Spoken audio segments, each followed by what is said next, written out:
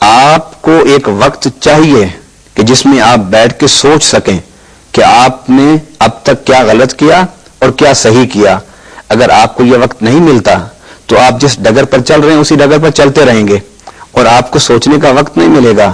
جب آپ سوچیں گے نہیں تو فیصلہ کیسے کریں گے کہ آپ نے جو کچھ اب تک کیا وہ صحیح کیا یا غلط کیا.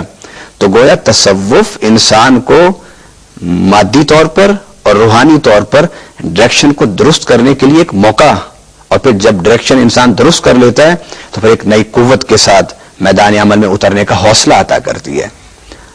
رہی بات کہ اس کا لغوی معنی، تو تصوف کے دو معنی زیادہ تر بیان کیے جاتے ہیں. ایک کا تعلق انسان کے ظاہری جسم سے اور دوسرے کا تعلق انسان کے باطن سے ہے. ظاہری جسم کے حوالے سے تصوف صوف سے ہے، اون کا کپڑا، کیونکہ جو اللہ کا ذکر فکر کرنے والے لوگ ہوتے تھے ان کی ایک پہچان بن گئی تھی کہ وہ اون کا کپڑا یعنی کھدر کا کپڑا وہ لوگ پہنا کرتے تھے، سادگی پسند ہوتے تھے. کیونکہ جو اللہ پر نظر رکھنے والے لوگ ہوتے ہیں ان کی نظر میں دنیا کی وہ حیثیت نہیں رہتی جو ایک مادہ پرست انسان کی نظر میں ہوتی ہے.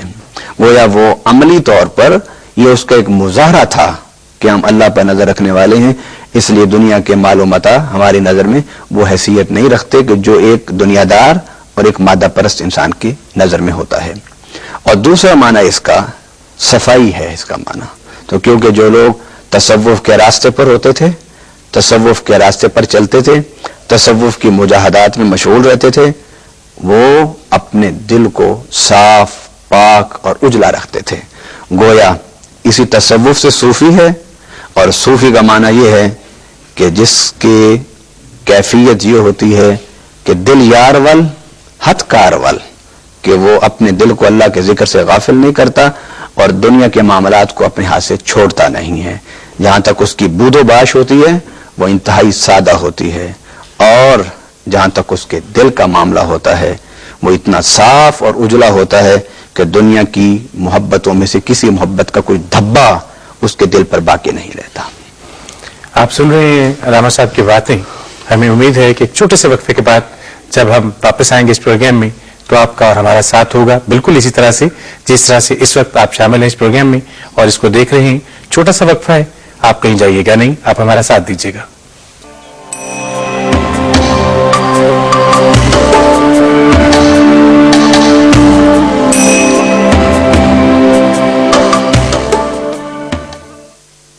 ایک دفعہ پھر خوش آمدید آپ سب کو اس پروگرام میں جس کا نام ہے اسلام اور انسان، اور آج ہم بات کر رہے ہیں اسلام اور تصوف کے حوالے سے.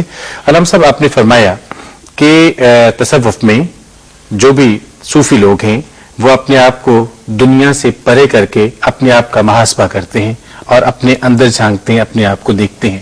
میں آپ سے یہ جاننا چاہوں گا کہ پھر اس طرح سے اسلامی تصوف اور غیر اسلامی رہبانیت ان میں کیا فرق ہے؟ دیکھیں، فرق تو آپ وہاں تلاش کریں جہاں کوئی پہلے مناسبت آپ کو نظر آئے.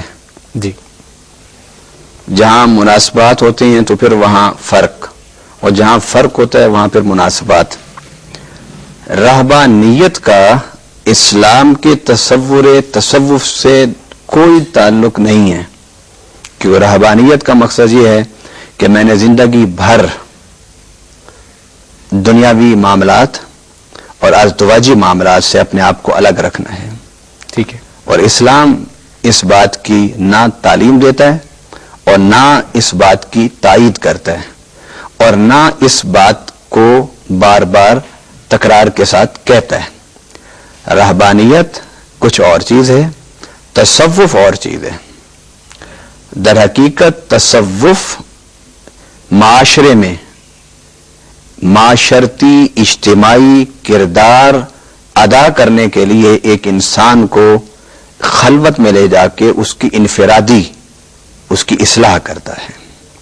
جس طرح نبی پاک صلی اللہ علیہ وسلم کا فرمان ہے کہ مرحبا بکم من الجہاد الاصغر الى الجہاد الاکبر. قیل یا رسول اللہ وما الجہاد الاکبر؟ قال جہاد النفس.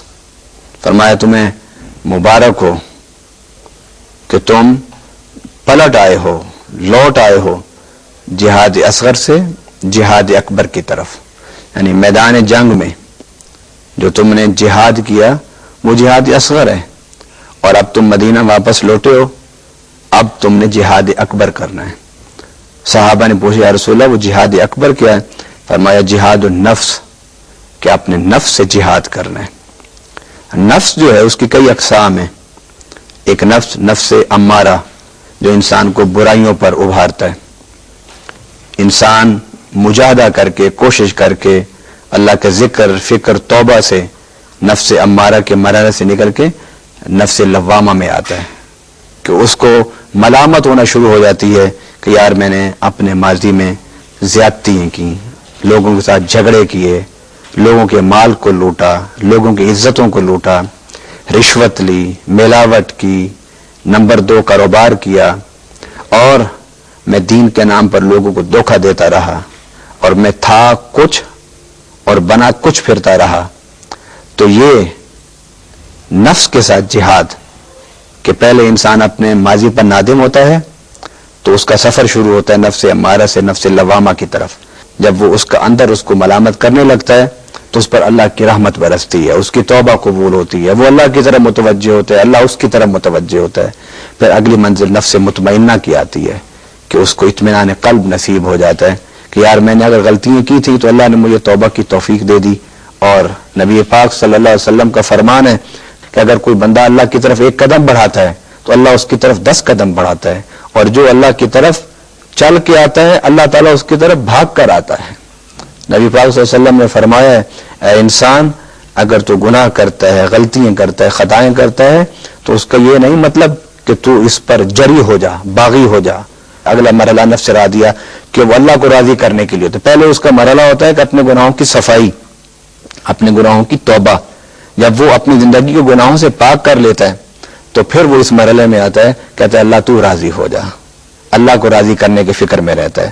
اس کا قیام، اس کا سجود، اس کی نیند، اس کی بیداری، اس کا چلنا، اس کا پھرنا، اس کا کھانا، اس کا پینا، وہ سب اللہ کی رضا کی فکر میں ہوتا ہے کہ میں رب کو راضی کر لوں۔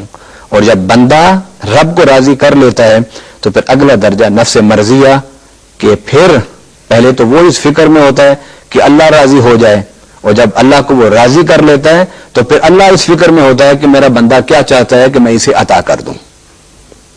یہ نفس ہیں، یہ مراحل ہیں۔